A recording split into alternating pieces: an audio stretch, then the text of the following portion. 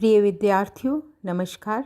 मैं डॉक्टर रोज़ी शाह आज आपको श्रम विभाजन के असामान्य स्वरूपों और दुर्खीम के उद्विकासीय सिद्धांत के बारे में बताऊंगी।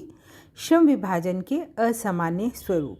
दुर्खीम ने अपने सुप्रसिद्ध ग्रंथ the division of labour in society के तृतीय एवं अंतिम खंड में श्रम विभाजन के कुछ असामान्य स्वरूपों की विवेचना प्रस्तुत की है।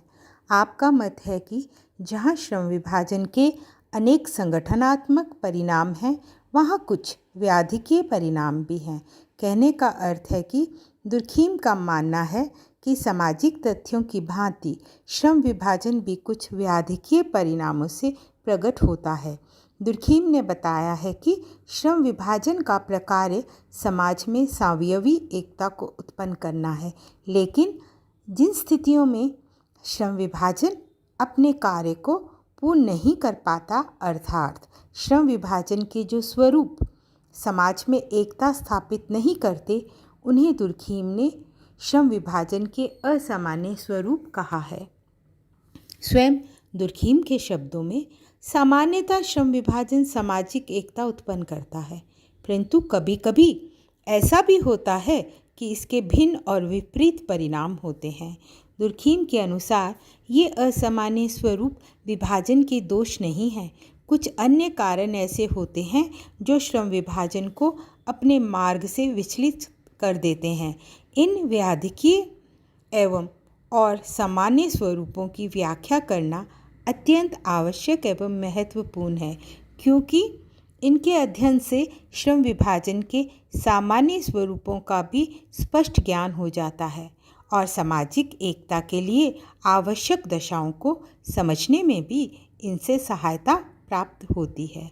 जिस प्रकार शारीरिक जीवन के लिए पैथोलॉजी का ज्ञान आवश्यक है, उसी प्रकार सामाजिक जीवन की रक्षा के उद्देश्य से व्याधिकीय तथ्यों का ज्ञान उपयोगी है। दुर्खीम ने श्रम विभाजन के 3 प्रमुख असामान्य स्वरूपों का उल्लेख किया है। अब इन तीनों असामान्य स्वरूपों को मैं आपको एक एक करके समझाऊंगी। सबसे पहले मैं ले रही हूँ आदर्शहीन श्रम विभाजन। इस प्रकार के श्रम विभाजन का स्वरूप मुख्य रूप से आर्थिक क्षेत्र में देखा जा सकता है। श्रम विभाजन का विकास होने के साथ साथ अनेक बार विभिन्न सामाजिक कार्यों में परस्पर आपस में तालमेल या समन्वय नहीं हो पाता है। वे एक दूसरे के साथ सहयोग करने के स्थान पर एक दूसरे के विकास में बाधा उत्पन्न करने लगते हैं, रुकावट डालने लगते हैं। ये श्रम विभाजन की सामान्य दशा नहीं है, क्योंकि श्रम विभाजन का यदि हम आदर्श देखें तो वह है सहयोग उत्पन्न करना, परंतु विभिन्न प्रकारों में जब अव्यवस्था उत्पन्न करता है श्रम विभाजन, तो वह आदर्शहीन श्रम विभाजन है।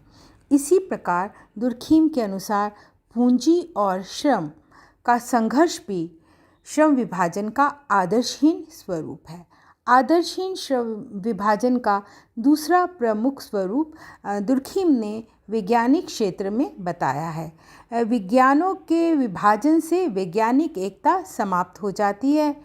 दुर्खीम ने आदर्शहीन श्रम विभाजन की विवेचना आर्थिक क्षेत्र एवं वैज्ञानिक क्षेत्र दोनों में अपनी पुस्तक में बहुत विस्तार से की है। आर्थिक क्षेत्र में जब उत्पादन के संगठनों, औद्योगिक केंद्रों, कारखानों आदि में श्रम विभाजन होता है, तो उससे विशेषीकरण आता है, जो उत्पादन में लगे मालिक और मजदूरों में संघर्ष पैदा कर देता है और उनमें परस्पर व्यापारिक तथा अन्य झगड़े होते हैं। इस प्रकार श्रम विभाजन आर्थिक क्षेत्रों तथा विभिन्न सामाजिक इकाइयों में तनाव, संघर्ष, असंतुलन पैदा करता है। जब ये तनाव संघर्ष पैदा होता है तो लाभ के स्थान पर हानि होने लगती है। सामाजिक स्वावयवी एकता पर आघात लगता है। सहयोग का स्थान क्या ले लेंगे? पारस्परिक संघर्ष, हड़ताल, तालाबंदी ले लेती है। दुर्खीम ने आर्थिक क्षेत्र में इसे आदर्शहीन श्रम विभाजन कहा है।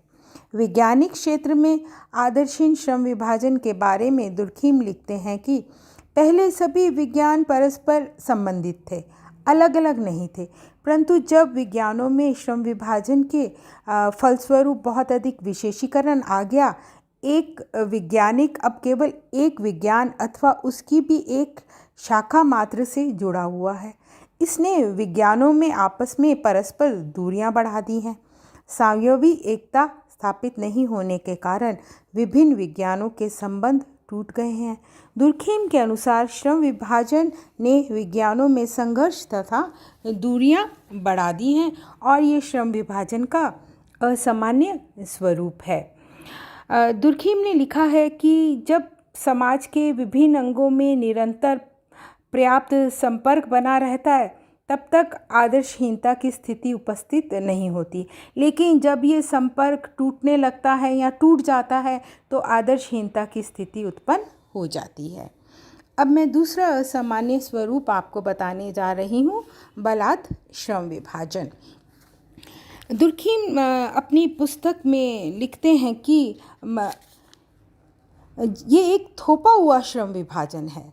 जब व्यक्ति को अपनी रुचि के अनुसार कार्य को चुनने तथा त्यागने की स्वतंत्रता नहीं होती है, उससे शक्ति से काम लिया जाता है, तब वह पूर्व निश्चित कार्यों को करने के लिए मजबूर होता है, बाध्य होता है। दुर्खीम कहते हैं कि श्रम विभाजन में एकता स्थापित करना कोई सरल कार्य नहीं है। ये तभी स्थापित हो सकती है जब समाज के सभी लोगों को उनकी योग्यता, कार्यकुशलता, रुचि के अनुसार व्यवसाय मिले, कार्य मिले, जो जाति व्यवस्था तथा वर्ग व्यवस्था में नहीं मिलता है।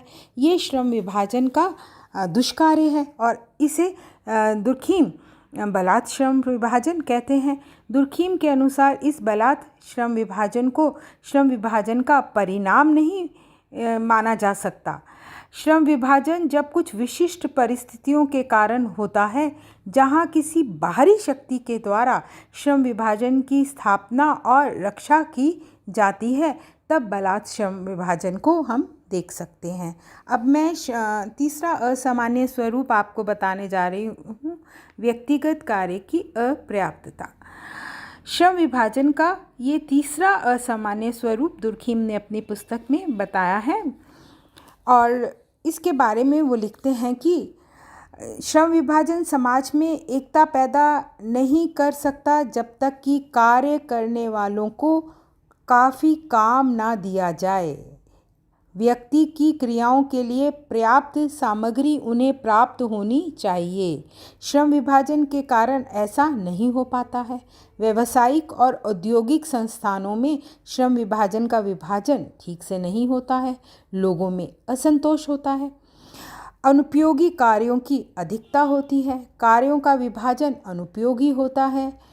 ऐसे में क्या होता है, वो साथ साथ काम तो करते हैं लेकिन उनमें आपस में परस्पर एकता उत्पन्न नहीं हो पाती है। व्यवस्था स्थापित नहीं हो पाती है। अव्यवस्था उत्पन्न होती है।